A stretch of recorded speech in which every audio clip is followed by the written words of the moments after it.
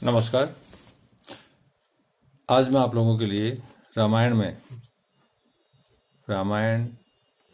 ग्रंथ में दी हुई सुंदरकांड की कथा लेकर आया हूँ, जिसको सुनने से सारे पाप नाश हो जाएंगे।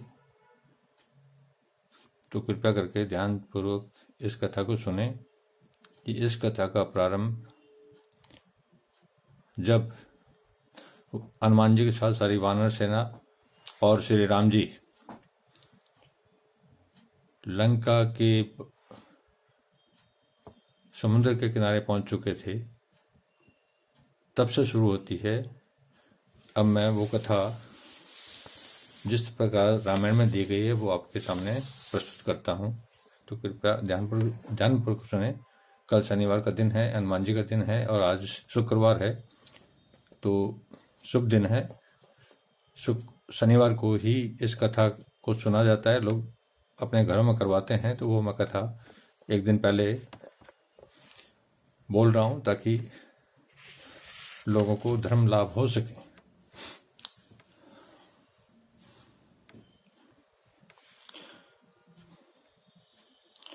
वानरों ने समुद्र की ओर देखकर कहने लगे, कौन समुद्र को लादकर समस्त वानरों को जीवन दान देगा। वानरों की जीवन रक्षा और श्री रामचंद्र जी के कार्य की प्रकट सिद्धि के लिए पवन कुमार हनुमान जी 100 योजन विस्तृत समुद्र को लाग गए, अर्थात उसको उलांग गए। जो 100 योजन समुद्र लंबा था उसको लांग कर श्रीलंका पहुंच गए। लांघते समय उनको सहारा देने के लिए, अवलंबन देने के लिए मैनाक पर्वत ने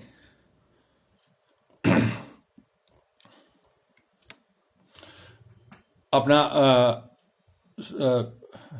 स्थान दिया उनको, ताकि उनको अवलंबन सहारा मिल जाए और उससे उनका उस समुद्र को लांघ जाए। हनुमान जी ने दृष्टि मात्र से उनका सत्कार किया। फिर छाया ग्रहणी सिंह का ने सिर उठाया। वह उन्हें अपना ग्रास बनाना चाहती थी, इसलिए हनुमान जी ने उसे मार गिराया। समुद्र के पार जाकर लंकापुरी देखी, राक्षसों के घरों की खोज की ताकि माता को देख पाएं और श्री रामचंद्र जी को सूचना दे दे कि सीता जी कहां पर है।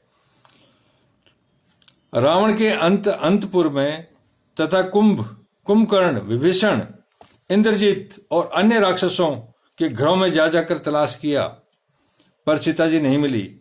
मद्यपान के स्थानों आदि में भी चक्कर लगाया, किंतु कहीं भी सीता उनकी दृष्टि में नहीं पड़ी। अब वे बड़ी चिंता में पड़े। अंत में अशोक वाटिका की ओर गए तो वहां शिष्पा नामक वृक्ष के नीचे सीता जी को बैठे हुए पाया। वहां राक्षसियां उनकी रखवाली कर रही थी। हनुमान जी ने शिष्पा वृक्ष पर चढ़कर देखा, रावण सीता जी से कह रहा था, तू मेरी स्त्री हो जा, किंतु वे स्पष्ट शब्दों में मना कर रही थी कि ऐसा कभी संभव नहीं हो सकता। वहां बैठी हुई राक्षसियां भी यही कहती है, तू रावण की स्त्री हो जा। जब रावण चला गया तो हनुमान जी ने इस प्रकार कहना प्रारंभ किया। अयोध्या में दशरथ नाम वाले एक राजा थे। उनके 2 पुत्र राम और लक्ष्मण वनवास के लिए गए। वे दोनों भाई श्रेष्ठ पुरुष हैं। उनमें श्री रामचंद्र जी की पत्नी जनक कुमारी सीता तुम ही हो। रावण तुम्हें बलपूर्वक हट कर ले गया।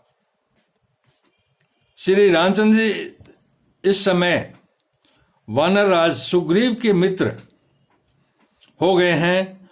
उन्होंने तुम्हारी खोज करने के लिए मुझे भेजा है। तब हनुमान जी ने कहा कि उन्होंने ही, रामचंद्र जी ने ही तुम्हारी खोज करने के लिए मुझे यहाँ पर भेजा है। पहचान बताने के लिए गूढ़ संदेश के साथ श्री रामचंद्र जी ने अंगूठी दी है। उनकी दी हुई अंगूठी ले लो। तो हनुमान जी ने रामचंद्र जी द्वारा दी गई अंगूठी सीता जी को सौंपी। सीता जी ने अंगूठी ले ली। उन्होंने वृक्ष पर बैठे हुए हनुमान जी को देखा। फिर हनुमान जी वृक्ष उतर उनके सामने आ बैठे। तब सीता ने उनसे कहा, यदि रघुनाथ जी जीवित हैं तो वे मुझे यहां से ले क्यों नहीं जाते? अगर वो रामचंद्र जी जीवित हैं तो मुझे वो यहां से लेकर क्यों नहीं जाते? इस प्रकार शंका करती हुई सीता जी से हनुमान जी इस प्रकार कहा, देवी सीते, तुम यहाँ हो यह बात श्री रामचंद्र जी नहीं जानते। तुम यहाँ हो यह बात श्री रामचंद्र जी नहीं जानते। मुझसे यह समाचार जान लेने के पश्चात सेना सहित राक्षस रावण को मारकर वे तुम्हें अवश्य ले जाएंगे। जब मैं उनको जाके बोलूंगा सीता जी यहाँ है तो राक्षसों को मार के आपको यहाँ से ले जाएंगे।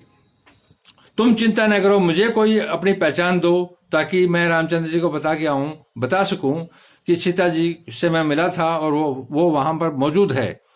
तब सीता जी ने हनुमान जी को अपनी चूड़ामणि, जो हाथ में चूड़ियां वगैरह पहनते हैं उस तरह की चूड़ामणि उतार कर देती और कहा, भैया अब ऐसा उपाय करो जिससे श्री रघुनाथ जी शीघ्र आकर मुझे यहां ले चले। उन्हें कोई की आंख नष्ट कर देने वाली घटना का स्मरण दिलाना। आज यहीं रहो, कल सवेरे चले जाना। तुम मेरा शोक दूर करने वाले हो। तुम्हारे आने से मेरा दुख बहुत कम हो गया है। चूड़ामणि और कांक वाली कथा को पहचान के रूप में हनुमान जी ने कहा, कल्याणी, तुम्हारे पतिदेव अब तुम्हें शीघ्र ले जाएंगे, अथवा अब तुम्हें चलने की जल्दी हो तो मेरी पीठ पर बैठ जाओ। मैं आज ही श्री राम और सुग्रीव के दर्शन कराऊंगा। तब सीता जी बोली, नहीं, श्री रघुनाथ जी ही आकर मुझे ले जाएं, मैं तुम्हारे साथ नहीं जाऊंगी। तदंतर हनुमान जी ने रावण से मिलने की युक्ति सोच निकाली। उन्होंने राक्षसों को मारकर उस अशोक वाटिका को उजाड़ डाला। फिर दांत और नख आदि आयुधों से वहां आए हुए रावण के समस्त सेवकों को मारकर 7 मंत्री कुमार तथा रावण का जो पुत्र अक्षय कुमार था उसको भी यमलोक में पहुंचा दिया। तत्पश्चात इंद्रजीत ने आकर उन्हें नागपाश से बांध दिया, अर्थात एक बड़ा नाग से उनको लपेटकर जैसे रस्सी से बांधते हैं उस तरह से बांध लिया। उस वानर को रावण के पास ले जाकर उससे मिलाया। उस समय रावण ने पूछा, तू कौन है? तब हनुमान जी ने रावण को उत्तर दिया, मैं श्री रामचंद्र जी का दूत हूं। तुम सीता जी को श्री रघुनाथ जी की सेवा में लौटा दो, अन्यथा लंका निवासी समशक्ष राक्षसों के साथ तुम्हें श्री राम के बाणों से घायल होकर निश्चित ही मरना पड़ेगा।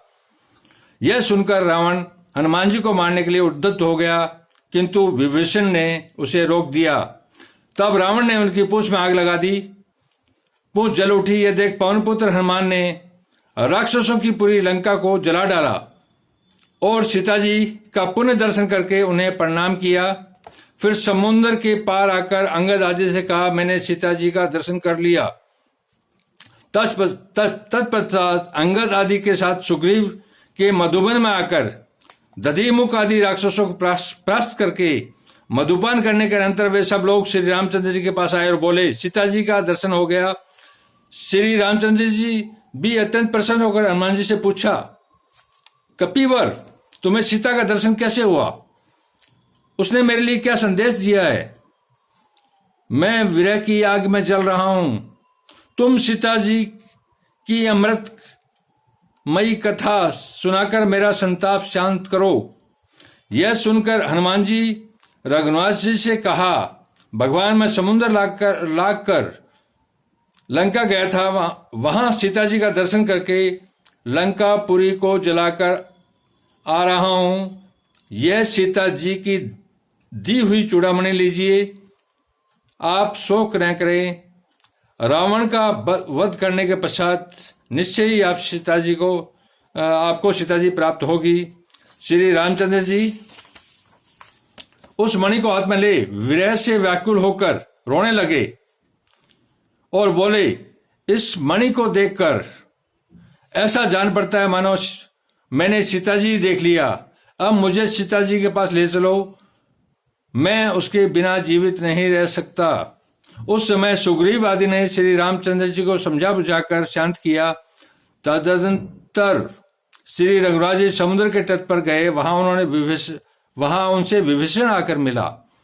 विभीषण के भाई दुरात्मा रावण ने उनका तिरस्कार किया था, अर्थात उसकी बेइज्जती की थी विभीषण की रावण ने। इस कारण वो श्री रामचंद्र जी से आके समुद्र तट के किनारे मिले और उन्होंने सहयोग के लिए आश्वस्त किया कि मैं अपने भाई के विरुद्ध मैं आपका साथ दूंगा, क्योंकि वो पापी है।